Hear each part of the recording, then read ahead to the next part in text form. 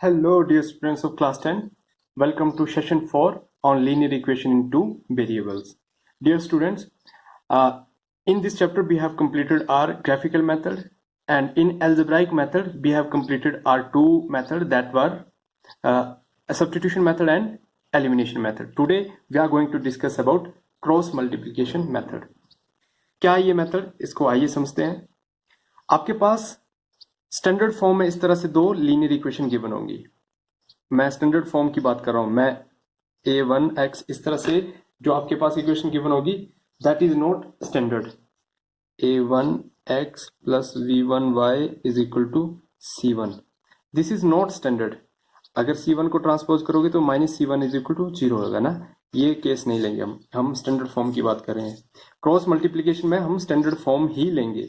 Substitution और elimination में आपका इज इक्वल टू यहाँ पे क्या होता था, कांस्टेंट होता था, बट इसमें 0 होगा. ठीक है, ये स्टैंडर्ड फॉर्म है. नहीं है तो उसको स्टैंडर्ड फॉर्म में पहले कन्वर्ट करेंगे हम. तो इस तरह से गिवन होगा. ठीक है, अब क्या करेंगे हम, यहाँ पे हमारे पास क्रॉस मल्टीप्लीकेशन करने के लिए एक ट्रिक है. वो ट्रिक क्या है कि x को लिखते हैं हम, फिर लिखते हैं ऐसे y को, और फिर लिखते हैं 1 को. ठीक है, जो x है, x के यहाँ पे हम लिखते हैं, या x है ना, x को अगर हाइड किया तो क्या बचा, b1 b2. तो यहाँ पे लिखा b1 और यहाँ पे लिखा b2. बस एक बार देखना है, फिर हम एक साइकिल बन जाएगा हमारे पास, हम उसी तरह से चलते जाएंगे. क्या साइकिल बनेगा देखो. b के बाद क्या आएगा, जब आपके पास अगर a b c है, a b और c है, सिर्फ तीन ही कांस्टेंट है, या फिर हम बोले तीन ही लेटर्स हैं. a के बाद क्या आएगा b, b के बाद c, c के बाद a. तो हमने स्टार्ट तो कहाँ से किया है, b से स्टार्ट किया है, तो b के बाद क्या आएगा c. तो c1 c2, c के बाद फिर a1 a2, a1 a2 के बाद फिर b1 b2. बस ये चीज आपको लर्न करनी है, बाकी आपका काम हो चुका है. और एक और चीज का ध्यान देंगे, फिर क्रॉस मल्टीप्लिकेशन मेथड का नाम है क्रॉस मल्टीप्लिकेशन. अब हम करेंगे क्रॉस मल्टीप्लिकेशन. देखो, क्रॉस मल्टीप्लिकेशन में b1 और c2, b2 और c1 को हम मल्टीप्लाई करेंगे. क्रॉस में ऐसे क्रॉस करते हैं ना, पर इसमें अपने ध्यान देना है कि जब हम ऊपर से नीचे आएंगे, इसको मल्टीप्लाई करोगे तो ये होगा पॉजिटिव, ये भी होगा पॉजिटिव, ये भी होगा पॉजिटिव. मतलब अगर पॉजिटिव है तो पॉजिटिव, नेगेटिव है तो नेगेटिव, मतलब साइन चेंज नहीं होगा. बट जब हम चलेंगे ऊपर की तरफ, बॉटम टू अप चलेंगे, तो ये साइन चेंज होगा. पॉजिटिव होगा तो नेगेटिव हो जाएगा, नेगेटिव होगा तो पॉजिटिव हो जाएगा. ठीक है, ये साइन चेंज होंगे. देखो, अब हम नेक्स्ट स्टेप में क्या करेंगे. नेक्स्ट स्टेप में हमारा आएगा x के नीचे ये सेट है, तो x डिवाइडेड बाय b1 और c2 को मल्टीप्लाई किया तो b1 c2, कोई साइन चेंज नहीं हुआ. बट जब b2 और c1 को आपने क्या किया, मल्टीप्लाई किया, तो यहाँ पे प्लस था तो ये बन गया माइनस. नेक्स्ट यहाँ पे सिंबल लगेगा इज इक्वल टू का, फिर y के नीचे y का ये पूरा सेट, सो y डिवाइडेड बाय, जब हम अबव से बॉटम की तरफ आ रहे हैं तो साइन चेंज नहीं होगा. c1 a2 है ना, c1 a2, और ये प्लस का था तो ये माइनस हो जाएगा c2 a1. फिर नेक्स्ट इज इक्वल टू का सिंबल, फिर हमारे पास बचा है कांस्टेंट, तो ये 1 ओवर है ना, 1 ओवर a1 b1 और b2. साइन चेंज नहीं हुआ, सेम साइन रहा, बट a2 और b1 को हमने मल्टीप्लाई किया तो ये प्लस का था, ये हो गया माइनस का. क्लियर है. फिर हम क्या करेंगे, अब ये यहां से तो हमारे पास एक कांस्टेंट की वैल्यू आएगी. यहाँ पे देखो वेरिएबल है, वेरिएबल है, तो हम क्या करेंगे, x और इस कांस्टेंट को कंपेयर करेंगे तो आपकी किसकी वैल्यू आएगी, x की. और आप इस y और इसको कंपेयर करोगे तो आपके पास वैल्यू आएगी y की, और यहाँ से आएगी वैल्यू हमारे पास x की. बस इतनी सी बात है. अब इस पूरे मेथड को समझते हैं एक एग्जांपल से. और एग्जांपल लेते हैं हम अपने, जहां पे हमारे पास दो इक्वेशन दे रखी है. ये हमारे पास दो गिवन इक्वेशंस है. क्या ये इक्वेशन स्टैंडर्ड फॉर्म में है, नहीं, बिल्कुल नहीं है. ठीक है, इज इक्वल टू यहाँ पे 0 होनी चाहिए, तो इसको स्टैंडर्ड फॉर्म में चेंज करेंगे. क्रॉस मल्टीप्लीकेशन में स्टैंडर्ड फॉर्म में चेंज करना है, इसका ध्यान देना है. -46 इज इक्वल टू 0, ये आ गई हमारी इक्वेशन नंबर 1. दूसरी से क्या आया 3x प्लस 5y, 74 को ट्रांसपोज किया तो -74 is equal to 0। This is equation number 2। अब हम अपना वो डायग्राम बनाएंगे, कौन सा, ये डायग्राम है ना, इस डायग्राम को बनाएंगे। तो यहाँ पे हमारा आता है x, नाउ x, यहाँ पे आता है y और यहाँ पे 1।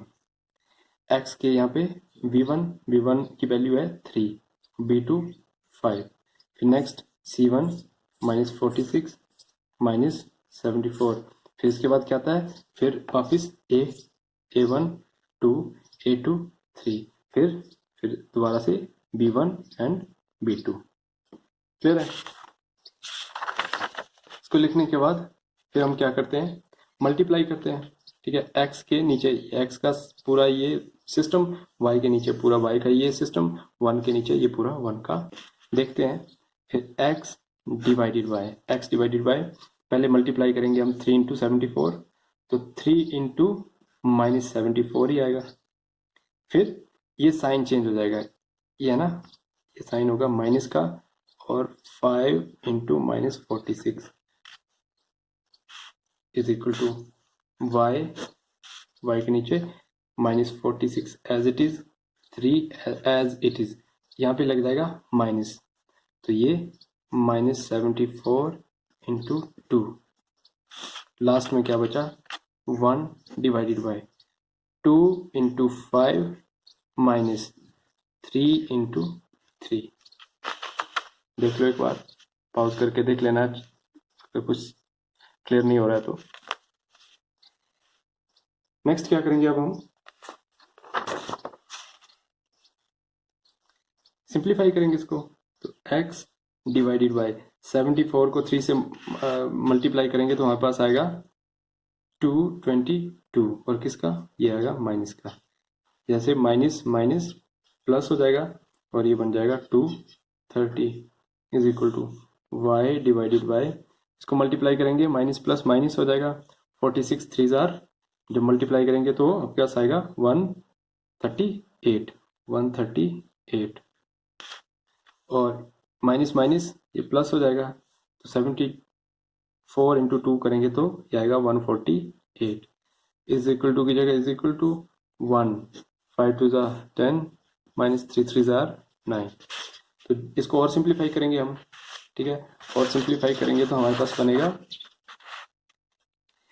x डिवाइडेड बाय, कितना बचा यहाँ से 8, x divided by 8 is equal to y divided by 10 is equal to 1 divided by 10 minus 9 1। अब देखो फर्स्ट और लास्ट को कंपेयर करोगे तो x की वैल्यू आएगी, तो कंपेयर करेंगे हम, implies that x by 8 is equal to 1 by 1, तो 1 बाय 1 इज इक्वल टू 1 ही है ना, यानी x into 1, x is equal to 8 into 1 8, तो x की वैल्यू आ गई हमारे पास 8। सेकंड लास्ट मतलब जो हमारे पास सेकंड लास्ट और लास्ट है उसको कंपेयर करेंगे, y by 10 is equal to 1 by 1, इन दोनों को कंपेयर किया, फिर इन दोनों को कंपेयर किया, तो यहाँ से मिला y इंटू 1 y, 10 इंटू 1 10, तो y और x की वैल्यू हमारे पास आ चुकी है, दिस इज y। तो हम लिखेंगे hence x is equal to 8, y is equal to 10 are required solution.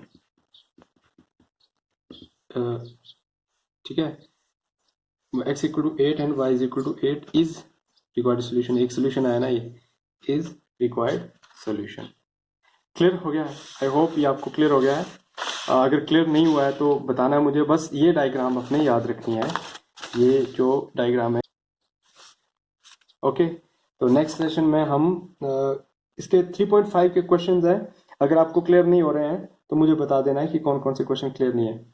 जैसे क्वेश्चन नंबर 1 है, एक बता देता हूं मैं, क्वेश्चन नंबर 1 जो है एक्सरसाइज 3.5 का, उसमें देखो पहले आपको पूछा कि which of the following linear equation has unique solution, no solution and infinitely solution. आपके पास दे रखी है फर्स्ट, क्वेश्चन नंबर 1 का फर्स्ट पार्ट दे रखा है, जिसमें इक्वेशन दे रखी है एक ये और दूसरी है -9y - 2 इज इक्वल टू 0। बोलता है find whether these equation have solution, no solution और इनफाइनाइट और यूनिक सॉल्यूशन। अगर सॉल्यूशन है तो इसके क्या करना है, फाइंड आउट। यूनिक सॉल्यूशन है तो इसके फिर क्रॉस मल्टीप्लिकेशन से वो सॉल्यूशन भी फाइंड आउट करने हैं। अब यूनिक है तो पहले तो हमें देखना पड़ेगा ये कंसिस्टेंट है या नहीं है ना। तो उसके लिए हम सहारा किसका लेंगे, वही कोफिशिएंट को कंपेयर करेंगे। तो a1 a2 वही है ना, a1 1 a2 3। फिर नेक्स्ट क्या है, b1 -3 b2 -9 c1 -1 c2 -2। इनको कंपेयर करेंगे कि या इक्वल आते हैं या नहीं आते हैं। तो कंपेयर करेंगे तो यहाँ से हम पाएंगे कि 3 1 3 3 6 9। तो हमने देखा कि 1/3 इज इक्वल टू, माइनस से माइनस कैंसिल हो गया, 1/3 इज नॉट इक्वल टू -3/2। ये इक्वल नहीं है ना। तो इट मीन फर्स्ट इक्वल है, लास्ट इक्वल नहीं है। तो कौन सा केस है ये, 3 केस किए थे ना हमने, a1 divided by a2 is equal to b1 over b2 is equal to c1 over c2। जब सभी इक्वल है तो कितने सॉल्यूशन, इनफाइनाइट सॉल्यूशन, कंसिस्टेंट है और इनफाइनाइट सॉल्यूशन। दूसरा केस हमने किया था a1 over a2 is not equal to v1 over b2। तो इसमें यूनिक सॉल्यूशन है, मतलब ये भी कंसिस्टेंट है, दो कंसिस्टेंट है। तीसरा था कि शुरू का इक्वल है, a1 over a2 is equal to b1 over b2, but last का रेशियो इक्वल नहीं है। तो ये कौन सा था, इनकंसिस्टेंट। इनकंसिस्टेंट बोले तो जीरो सॉल्यूशन या फिर नो सॉल्यूशन। लाइंस क्या है, एक दूसरे के पैरेलल है। तो इस केस में लाइन पैरेलल है, नो सॉल्यूशन, कोई सॉल्यूशन नहीं है इसका। सॉल्यूशन नहीं है तो फिर फाइंड आउट क्या करोगे, है ना। अगर सॉल्यूशन निकलता कि ये इसके सॉल्यूशन यूनिक है तो फिर हम इसको किसे सॉल्व करते, क्रॉस मल्टीप्लिकेशन से। और एग्जाम में एक अच्छी बात यह है कि एग्जाम में कभी आपसे पूछा नहीं जाता है कि इस क्वेश्चन को क्रॉस मल्टीप्लाई से करो या सब्स्टिट्यूशन से करो। सिंपली दिया होता है solve the following linear equation. तो आप कोई भी मेथड उसमें यूज कर सकते हो अगर स्पेसिफाई नहीं करके दिया है। अगर बोला है कि क्रॉस मल्टीप्लिकेशन से करना है तो फिर क्रॉस मल्टीप्लिकेशन से करना पड़ेगा, ठीक है। तो इसी तरह से बाकी क्वेश्चंस को भी कर दो और जो नहीं आ रहे हैं वो ग्रुप में डाल दो, हम मिलके करेंगे। तब तक के लिए as always God bless you all.